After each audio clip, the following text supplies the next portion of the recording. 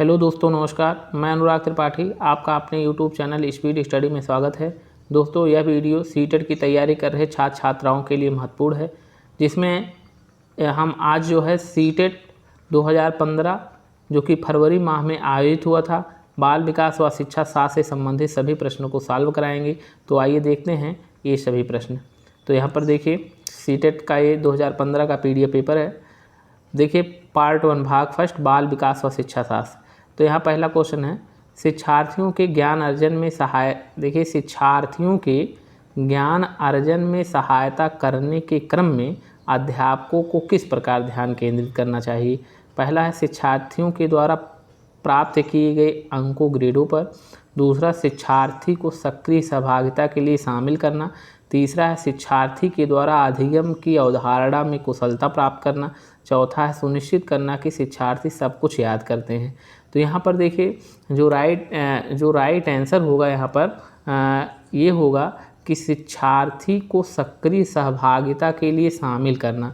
यानी अध्यापक अगर शिक्षार्थी को सक्रिय सहभागिता में शामिल करता है तो वह उसके ज्ञान अर्जन में सहायता करेगा। यानी शिक्षार्थियों के ज्ञान अर्जन में ये जो है पॉइंट से जो है क्या करेगा, वो सहायता करेगा। तो इसमें क्या सही रहेगा, शिक्षार्थियों को सक्रिय सहभागिता के लिए शामिल करना। क्वेश्चन नंबर 2, अध्यापक के दृष्टिकोण से प्रतिभाशीलता किसका संयोजन है। अध्यापक के दृष्टिकोण से प्रतिभाशीलता किसका संयोजन है। उच्च प्रेरणा, उच्च वचनबद्धता, उच्च क्षमता पहला विकल्प है। दूसरा विकल्प है उच्च योग्यता, उच्च क्षमता, उच्च वचनबद्धता। तीसरा विकल्प है उच्च क्षमता, उच्च सृजनात्मकता, उच्च स्मरण शक्ति। चौथा है उच्च योग्यता, उच्च सृजनात्मकता और उच्च वचनबद्धता। तो यहाँ पर देखिए, इसका जो राइट आंसर होगा ये क्या होगा, अध्यापक के दृष्टिकोण से प्रतिभाशालिता किसका संयोजन है।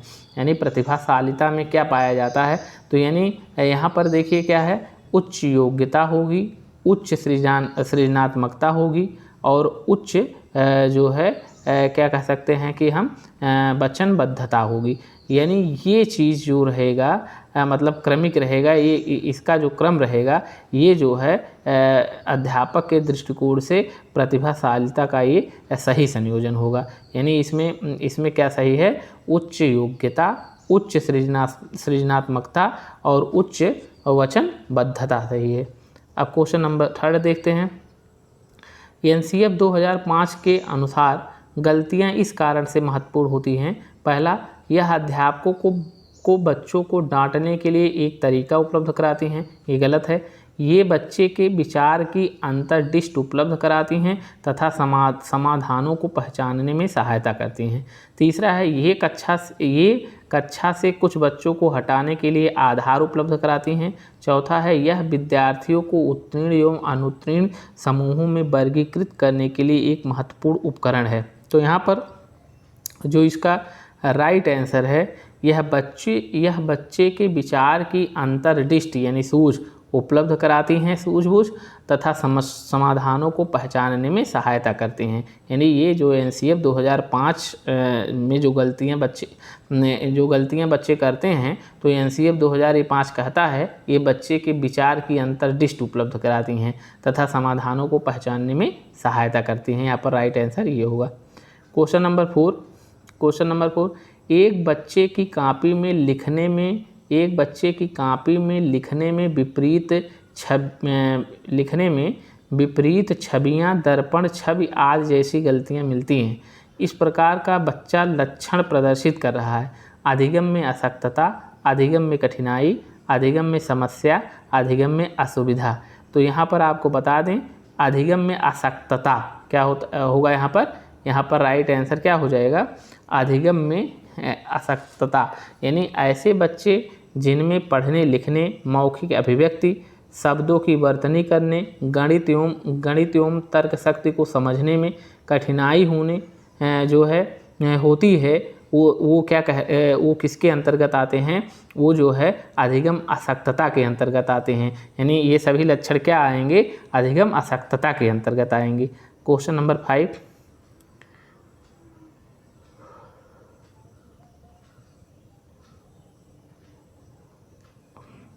देखिए क्वेश्चन नंबर 5 है, निम्नलिखित में से कौन सा बच्चे के संवेगात्मक विकास के लिए सर्वाधिक उपयुक्त है। कौन सा बच्चे के क्या कह रहा है संवेगात्मक विकास के लिए सर्वाधिक उपयुक्त है। पहला, अध्यापकों की कोई भी सहभागिता नहीं क्योंकि यह माता पिता का कार्य है। दूसरा, कक्षा कक्ष का नियंत्रित परिवेश। तीसरा, कक्षा कक्ष का अधिकारवादी प्रवेश। चौथा है कक्षा कक्ष का प्रजातांत्रिक परिवेश। तो इसका जो राइट आंसर है कक्षा कक्ष का प्रजातांत्रिक परिवेश, यानी ये जो है बच्चे के संवेगात्मक विकास के लिए सर्वाधिक महत्व उपयुक्त है। यानी इन विकल्पों में से जो आप विकल्प दिया गया है इसमें से जो है ये कह सकते हैं कि चौथा जो ऑप्शन है कक्षा कक्ष का प्रजातांत्रिक परिवेश, ये जो है आंसर सही है। अगला क्वेश्चन है क्वेश्चन नंबर 6, बच्चे के अधिगम को सुगम बनाने के लिए अध्यापकों को एक अच्छे कक्षाई परिवेश का सृजन करने की आवश्यकता होती है। इस प्रकार अधिगम परिवेश का सृजन करने के लिए नीचे दिए गए कथनों में से कौन सा सही नहीं है। पहला है अध्यापकों के अनुसार कार्य करना। दूसरा है बच्चों को स्वीकार करना। तीसरा है अध्यापक का सकारात्मक रुख। चौथा है बच्चे के प्रयासों की स्वीकृति। इसमें देखिए कह रहा है कि कौन सा सही नहीं है। बच्चे के अधिगम को सुगम बनाने के लिए अध्यापकों को एक अच्छे कक्षाई परिवेश का सृजन करने की आवश्यकता है। इस प्रकार का अधिगम परिवेश का सृजन करने के लिए नीचे दिए गए कथनों में से कौन सा सही नहीं है। बच्चे को स्वीकार करना सही है। अध्यापक का सकारात्मक रुख भी सही है। बच्चे के प्रयासों की स्वीकृति भी सही है। लेकिन यहाँ पर क्या है, यहाँ पर जो है अध्यापक के अनुसार जो है कार्य करना ये जो है गलत है, यानी ये कथन सही नहीं है। इसका मतलब है 6वें का पहला जो है यही इसका आंसर होगा। क्वेश्चन नंबर अब देखते हैं 7 क्या है। देखिए क्वेश्चन नंबर 7, लड़के एवं लड़कियों के विषय में कुछ कथन नीचे दिए गए हैं, आपके अनुसार इनमें कौन सा सही है। लड़कों को घर के कामों में सहायता करनी चाहिए। सभी लड़कों को विज्ञान तथा लड़कियों को गृह विज्ञान पढ़ाया जाना चाहिए। सभी लड़कों को विज्ञान तथा लड़कियों को गृह विज्ञान। लड़कियों को घर के कामों में सहायता करनी चाहिए। लड़कों को घर के बाहर के कामों में सहायता करनी चाहिए। लड़कों को घर के बाहर के कामों में सहायता जो है करनी चाहिए। तो यहाँ पर देखिए यहाँ पर अगर ऑप्शन को देखा जाए आप ये जानते हैं कि जो है हम ये कह सकते हैं अगर लैंगिक पूर्वाग्रह के आधार पर अगर कार्य का अगर हम बंटवारा करेंगे तो ये जो है बंटवारा लैंगिक पूर्वाग्रह के आधार पर नहीं होना चाहिए, बल्कि हम जहाँ लड़कियों को घर के बाहर के कार्यों को करने की आज़ादी हो वहीं लड़कों के लिए भी यह आवश्यक हो कि वो घरेलू कार्य में अपना सहयोग प्रदान करें। तो हम यहाँ पर कह सकते हैं कि यहाँ पर जो उपयुक्त आंसर है लड़कों को घर के कामों में सहायता करनी चाहिए। लड़कों को घर के कामों में क्या करनी चाहिए, सहायता करनी चाहिए। देखिए लैंगिक जो असमानता होती है का आधार स्त्री व पुरुष की जैविक बनावट ही नहीं बल्कि इन दोनों के बारे में जो प्रचलित परंपरागत रूढ़िवादी विचार व सामाजिक मान्यताएं भी जिम्मेदार होती हैं।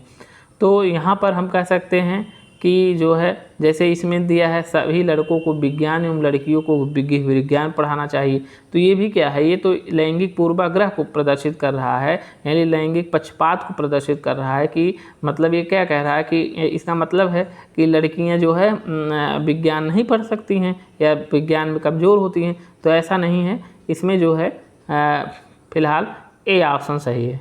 क्वेश्चन नंबर 8, एक प्रभावशाली अध्यापिका होने के लिए यह महत्वपूर्ण है।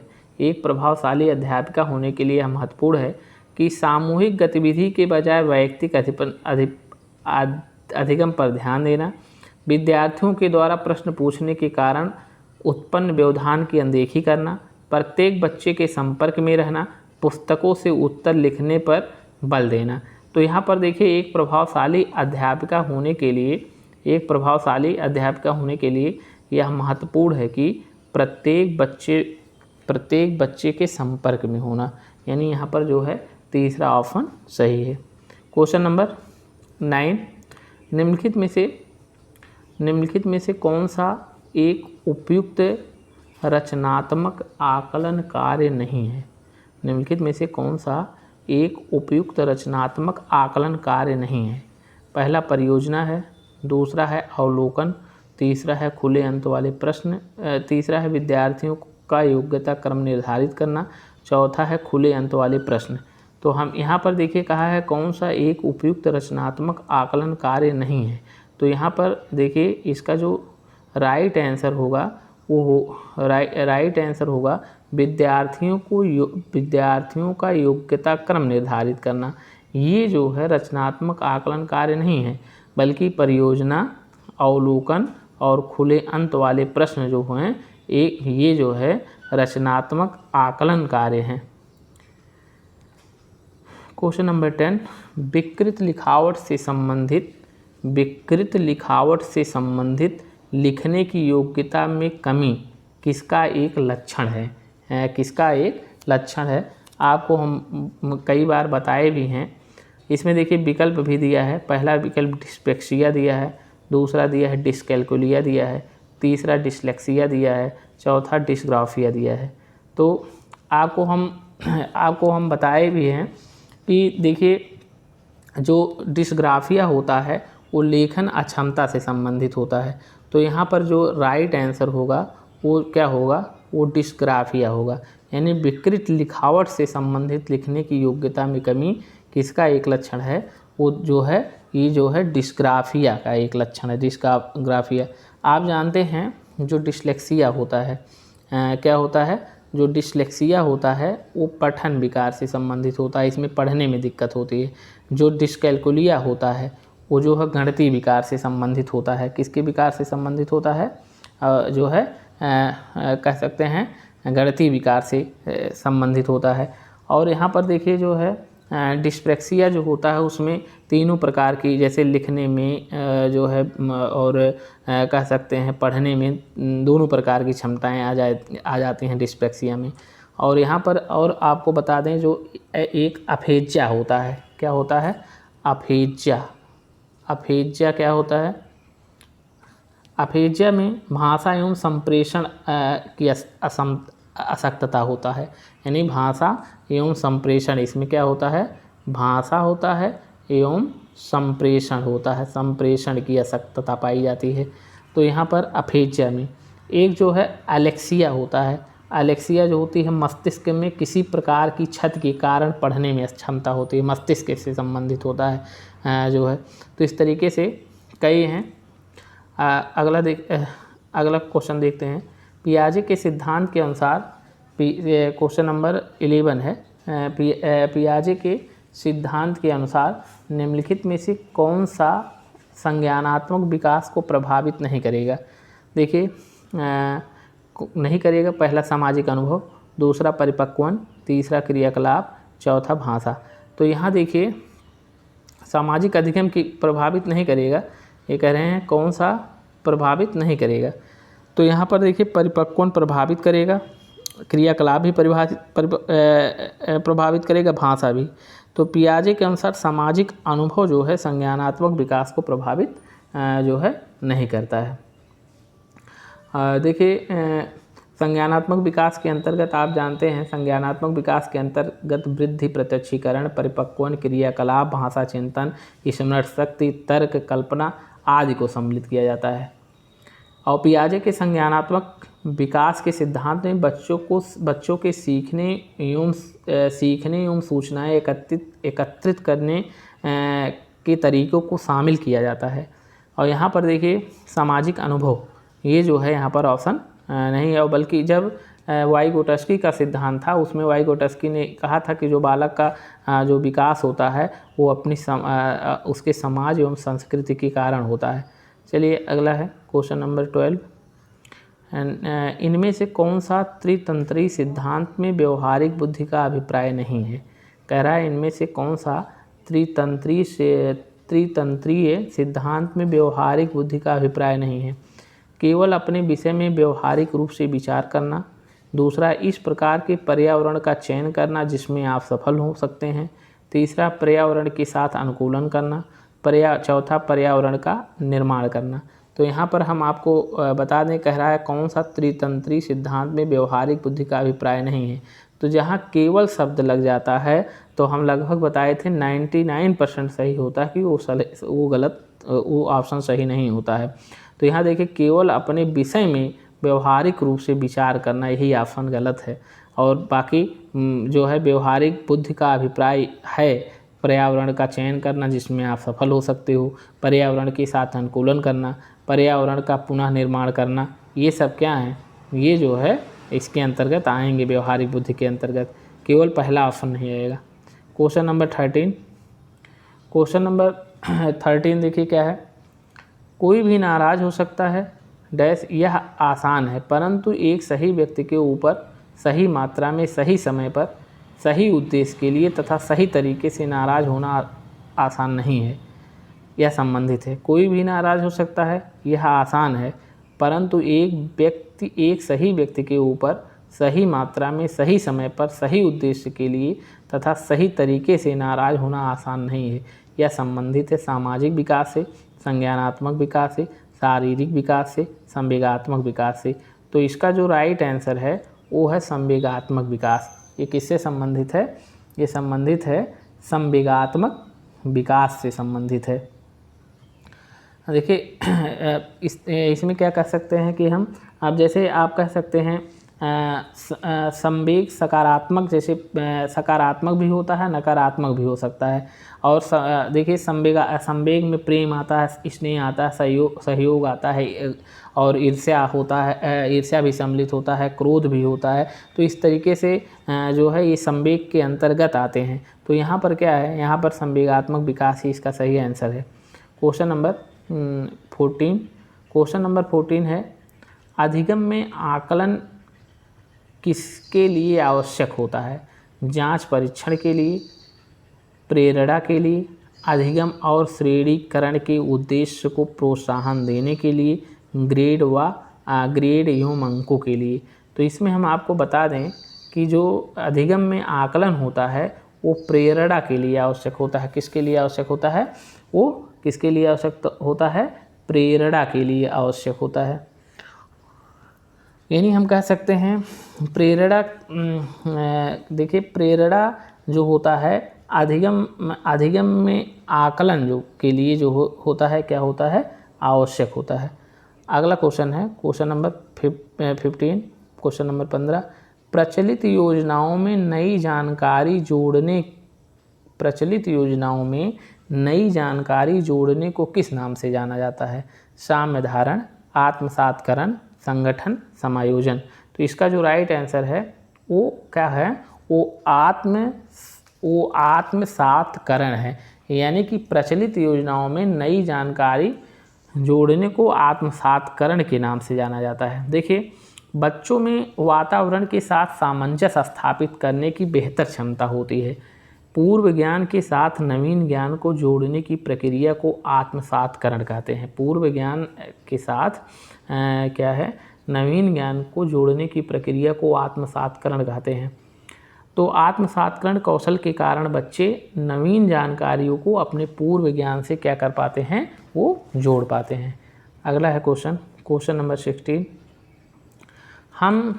क्वेश्चन नंबर 16 है जो है, हम सभी अपनी बुद्धि, प्रेरणा, अभिरुचि आदि के संदर्भ में भिन्न होते हैं। यह सिद्धांत जो है संबंधित है बुद्धि के सिद्धांतों से, वंशानुक्रम से, पर्यावरण से, वैयक्तिक भिन्नता से। तो यहाँ पर जो है आप इसका आंसर जान गए होंगे। इसका जो आंसर होगा वो क्या होगा? वैयक्तिक भिन्नता होगा। क्या होगा? देखिए वैयक्तिक भिन्नता से क्या, यानी संसार का कोई भी व्यक्ति पूर्णतः एक जैसा नहीं हो सकता, यानी एक जैसे नहीं हो सकते हैं। भिन्न भिन्न व्यक्तियों में बुद्धि, प्रेरणा, अभिरुचि में भिन्नता जो है देखने को मिलती है। यही जो है वैयक्तिक भिन्नता कहलाती है। तो इस तरीके से हम कह सकते हैं यहाँ पर सही क्या है? वैयक्तिक भिन्नता है, यानी हम सभी अपनी बुद्धि, प्रेरणा, अभिरुचि आदि के संदर्भ में भिन्न होते हैं। यह सिद्धांत किससे संबंधित है? वैयक्तिक भिन्नता से संबंधित है। क्वेश्चन नंबर जो है 17, वंचित समूहों के विद्यार्थियों को सामान्य विद्यार्थियों के साथ पढ़ाना चाहिए।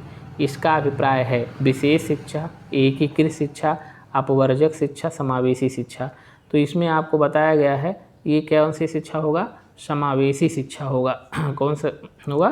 समावेशी शिक्षा होगा कि जब हम वंचित समूह के विद्यार्थियों को सामान्य विद्यार्थियों के साथ एक साथ सामान्य विद्यार्थियों के साथ बैठाकर एक साथ हम शिक्षा देते हैं, तो ऐसी शिक्षा को हम कौन सी शिक्षा कहते हैं? समावेशी शिक्षा कहते हैं। अगला क्वेश्चन है question number 18, out of the box चिंतन किससे संबंधित है? तो the out of the box चिंतन जो होता है अपसारी चिंतन से संबंधित है। किससे? यानी कह रहा है आउट ऑफ द बॉक्स चिंतन किससे संबंधित है? तो ये आउट ऑफ द बॉक्स किससे संबंधित है? ये अपसारी चिंतन से संबंधित है। यानी दूसरा ऑप्शन यहाँ पर क्या हो जाएगा?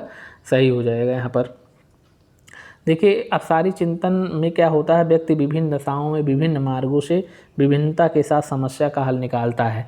यानी उसके सोचने और समझने के का जो ढंग होता है एक सीमित क्षेत्र में ही नहीं होता है, वो जो है वो दूर दूर तक किसी तथ्य यानी किसी समस्या को समाधान करने में क्या करता है? चिंतन करता है। तो उसका एक बिंदु पर उसका जो तथ्य होता है एक ही बिंदु पर केंद्रित नहीं होता है। यानी वो अपसारी का मतलब होता है फैलना, अभिसारी का मतलब होता है एक बिंदु पर केंद्रित होना। क्वेश्चन नंबर 19 है, शिक्षण में अध्यापकों के द्वारा विद्यार्थियों का आकलन। शिक्षण में जो है अध्यापकों के द्वारा विद्यार्थियों का आकलन इस अंतर्दृष्टि को विकसित करने के लिए किया जा सकता है कि उन विद्यार्थियों को प्रोन्नत न करना जो विद्यालय स्तर के अनुकूल नहीं हैं। दूसरा है शिक्षार्थियों की आवश्यकता के अनुसार शिक्षण उपागम में परिवर्तन करना। तीसरा है कक्षा में प्रतिभाशाली तथा कमज़ोर विद्यार्थी के समूह को बनाना। चौथा है उन विद्यार्थियों की पहचान करना जिन्हें उच्चतर कक्षा में प्रोन्नत करना है। तो इसमें जो राइट आंसर है शिक्षार्थियों की आवश्यकता के अनुसार शिक्षण उपागम में परिवर्तन करना। क्या करना? शिक्षण उपागम में क्या करना? परिवर्तन करना। तो यहाँ पर इसका राइट आंसर ये हो जाएगा। क्वेश्चन नंबर 20 क्वेश्चन नंबर देखिए 20 क्या है? अधिगम अनुभवों को इस प्रकार से आयोजित किया जाना चाहिए कि अधिगम अनुभवों को इस प्रकार से आयोजित किया जाना चाहिए जिससे अधिगम को सार्थक बनाया जाए। नीचे दिए अधिगम अनुभवों में से कौन सा बच्चों के लिए सार्थक अधिगम को सुगम नहीं बनाता है? कौन सा बच्चों के लिए सार्थक अधिगम को क्या करता है? वो जो है सुगम नहीं बनाता है। तो पहला है विषय वस्तु पर प्रश्न बनाना। दूसरा है प्रकरण पर परिचर्चा के वाद विवाद। तीसरा है प्रकरण पर प्रस्तुतिकरण। विषय वस्तु की केवल याद करने के आधार पर पुनरावृत्ति। तो दोस्तों देखिए यहाँ भी केवल आ गया है, तो ये ऑप्शन क्या हो गया? ये गलत हो गया।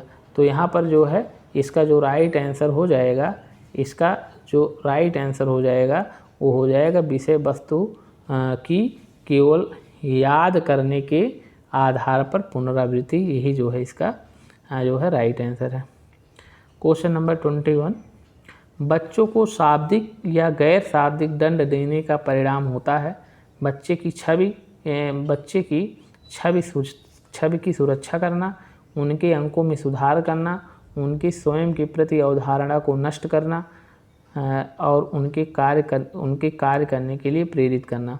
यानी कि आप ये कह सकते हैं इसमें बच्चों को शाब्दिक या गैर शाब्दिक दंड देने का परिणाम होता है।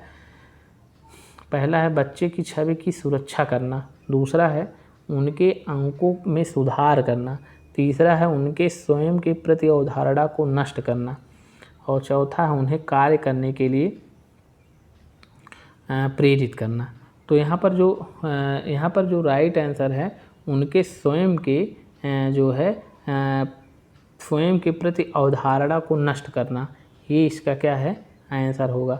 उनके स्वयं के प्रति अवधारणा को जो है क्या करना है? नष्ट करना है। तो इस तरीके से आप इसका आंसर हो जाएगा। अब देखिए जो शाब्दिक या जो है शाब्दिक जो दंड होते हैं वो जो है बच्चों को प्रेरित करने के बजाय यानी उनके सीखने में कह सकते हैं कि उसका जो है नकारात्मक प्रभाव पड़ता है। कैसे, अगर आप किसी बालक को जो है दंडित करते हैं चाहे शाब्दिक या गैर शाब्दिक ढंग से कह करके उसको, तो वो जो होता है हतोत्साहित होता है। तो इस तरीके से उसमें क्या होता है जो है सीखने की जो क्षमता की कमी आ जाती है धीरे धीरे। तो यहाँ पर देखिए ये ऑप्शन सही हो जाएगा, उनके स्वयं के प्रति अवधारणा को नष्ट करना। क्वेश्चन नंबर 22, क्वेश्चन नंबर 22 देखिए 22 क्या है, अध्यापिका ने एक कमेटी के प्रधान को सभापति के स्थान पर सभाध्यक्ष लिखा है। सभाध्यक्ष लिखा है, यह संकेत करता है अध्यापिका भाषा पर अच्छा अधिकार रखती है, एक लिंग मुक्त भाषा का प्रयोग कर रही है, लिंग पूर्वाग्रह से ग्रस्त है, एक से अधिक उपयुक्त परिभाषिक शब्द का पालन करती है। यहाँ पर जो राइट आंसर है, यहाँ पर राइट आंसर जो होगा एक लिंग मुक्त भाषा का प्रयोग कर रही है। क्या कर रही है, यो है लिंग मुक्त भाषा का क्या कर रही है, प्रयोग कर रही है। यही विकल्प यहाँ पर सही है। क्वेश्चन नंबर 23, सतत एवं व्यापक मूल्यांकन किसके लिए आवश्यक है। पहला है शिक्षा बोर्ड की जवाबदेही कम करने के लिए, दूसरा है जल्दी की जाने वाली गलतियों की तुलना में कम अंतराल पर की जाने वाली गलतियों को सुधारना, तीसरा है यह समझने के लिए कि अधिगम का किस प्रकार अवलोकन किया जाता है, दर्ज किया जाता है व सुधार किया जाता है, चौथा है शिक्षण के साथ परीक्षण का तालमेल बैठाने के लिए। तो यहाँ पर जो है क्लियर है, इसका जो राइट आंसर होगा यह समझने के लिए कि अधिगम का किस प्रकार अवलोकन किया जाता है, दर्ज किया जाता है व सुधार किया जाता है। यानी इसका जो सतत एवं व्यापक मूल्यांकन का जो है कह सकते हैं आवश्यक, सतत एवं व्यापक मूल्यांकन किसके लिए आवश्यक है, यह है आवश्यक यह समझने के लिए कि अधिगम का किस प्रकार अवलोकन किया जाता है, दर्ज किया जाता है व सुधार किया जा सकता है। क्वेश्चन नंबर 24 जो है, लॉरेंस कोहलबर्ग के सिद्धांत में कौन सा स्तर नैतिकता की अनुपस्थिति को सही अर्थ में सूचित करता है। नैतिकता की अनुपस्थिति को सही अर्थ में सूचित करता है। स्तर 4, स्तर 1, स्तर 2, स्तर 3। तो यहाँ पर जो राइट आंसर होगा वो क्या होगा, वो स्तर 1 होगा। यहाँ पर देखिए आपको पहले भी बताए थे, लॉरेंस कोहलबर्ग ने नैतिक विकास के 3 प्रमुख स्तर बताए थे, जिसमें एक स्तर था पूर्व परंपरागत स्तर था। पहला स्तर कौन सा था, पहला था पूर्व परंपरागत, क्या था, पूर्व परंपरागत स्तर था, और दूसरा था परंपरागत था, दूसरा क्या था, परंपरागत था, और तीसरा क्या था, उत्तर परंपरागत था। क्या था, उत्तर परंपरागत था। तो इस तरीके से 3 स्तर इन्होंने बताए थे। अब देखिए जो है पूर्व परंपरागत स्तर में आत्म केंद्रित निर्णय जो है, दंड तथा आज्ञा पालन अभिमुखता, यांत्रिक सापेक्षिक अभिमुखता जो है सम्मिलित होते हैं, जबकि परंपरागत स्तर में परस्पर एकरूपता अभिमुखता तथा अधिकार संरक्षण अभिमुखता सम्मिलित होता है, और उत्तर परंपरागत स्तर में सामाजिक अनुबंध विधि सम्मत अभिमुखता व सार्वभौमिक नैतिक सिद्धांत अभिमुखता सम्मिलित होता है। तो यहाँ पर जो राइट आंसर है वो स्तर 1 है। लॉरेंस कोहलबर्ग में के जो है सिद्धांत में कौन सा स्तर नैतिकता की अनुपस्थिति को सही अर्थ में सूचित करता है, तो स्तर 1।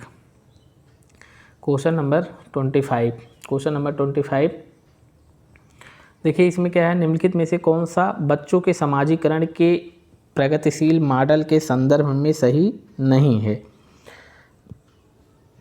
देखिए पहला विकल्प है, बच्चे विद्यालय में बताई गई बातों को स्वीकार करते हैं चाहे उनकी सामाजिक पृष्ठभूमि कुछ भी हो। कक्षा में प्रजातंत्र के लिए स्थान होना चाहिए। सामाजिकरण सामाजिक नियमों का अधिग्रहण है। सामूहिक कार्य में सक्रिय भागीदारी तथा सामाजिक कौशलों को सीखना। लिखिए, इसमें कहा निम्नलिखित में से कौन सा बच्चों के समाजीकरण के प्रगतिशील मॉडल के संदर्भ में सही नहीं है। तो यही पहला ऑप्शन सही नहीं है। बच्चे विद्यालय में बताई गई बातों को स्वीकार करते हैं, चाहे उनकी सामाजिक पृष्ठभूमि कुछ भी हो। तो यही ऑप्शन तो गलत है ना। ये ऑप्शन क्या है, ये ऑप्शन गलत है, यानी मतलब सही है। यहाँ इसका आंसर पहला वाला रहेगा। और लेकिन ये जो है समाजीकरण के प्रगतिशील मॉडल के संदर्भ में सही नहीं है। क्वेश्चन नंबर 26,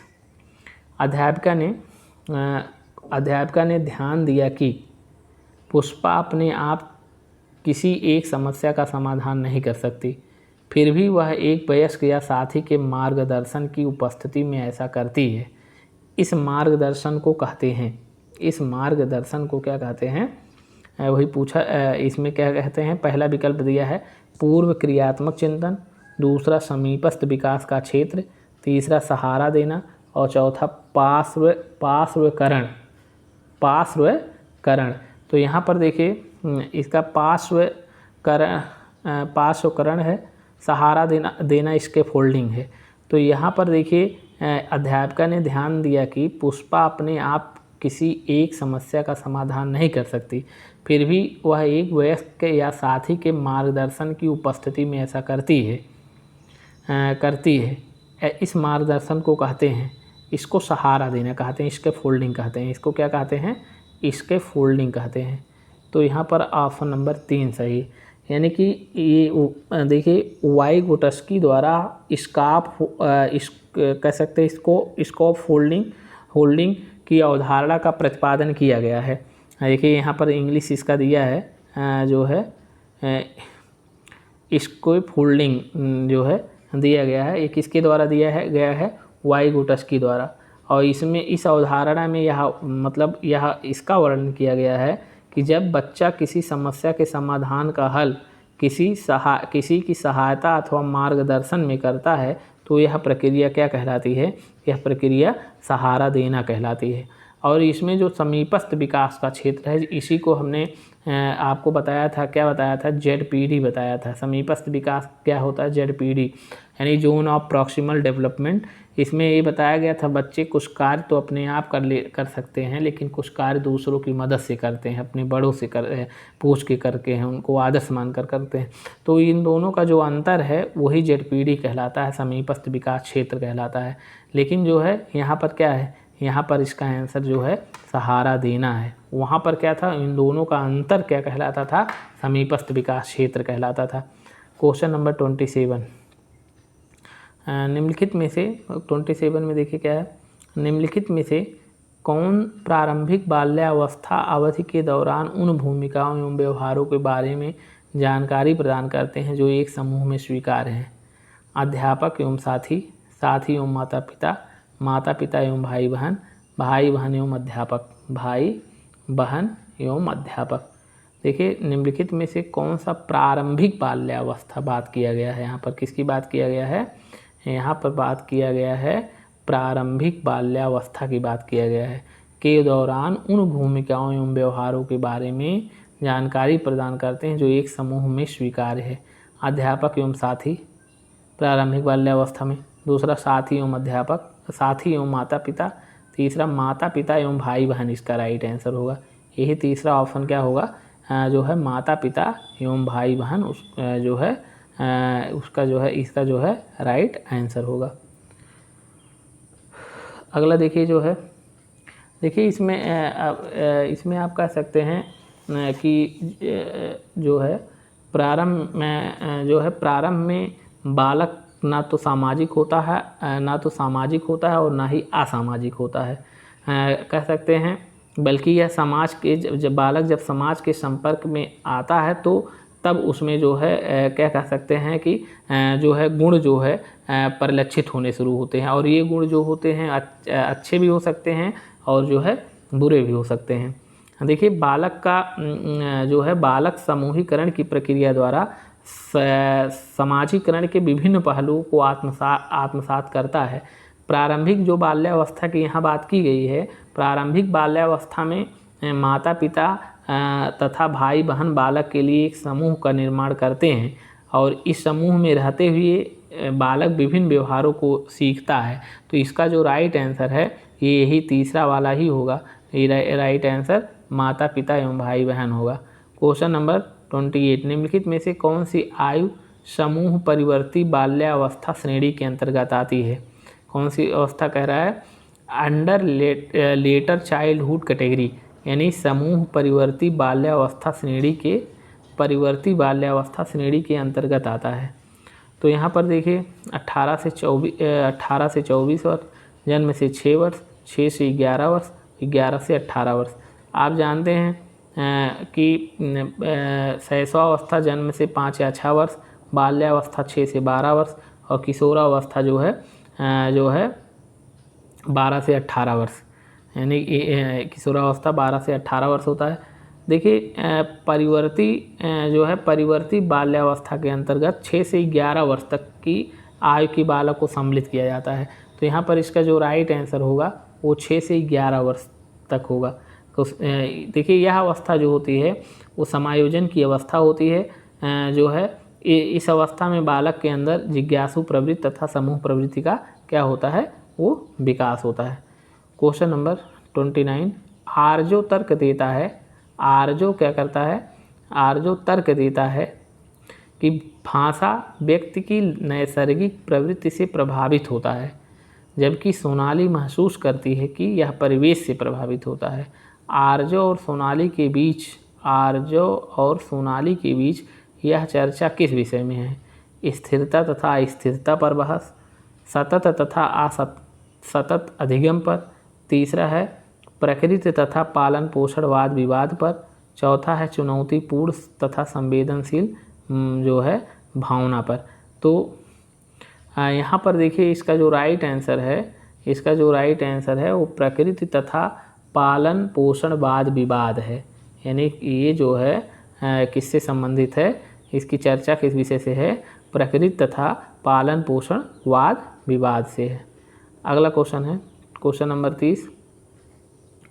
देखिए विद्यार्थियों को स्वच्छता के लिए प्रेरित करने के लिए उन्हें स्वच्छता समिति का सदस्य बनाना प्रतिबिंबित करता है प्रेरणा का व्यवहारवादी उपागम, प्रेरणा का मानवतावादी उपागम, प्रेरणा का संज्ञानात्मक उपागम, प्रेरणा की सामाजिक सांस्कृतिक संकल्पनाएं, प्रेरणा की जो है सामाजिक सांस्कृतिक संकल्पनाएं।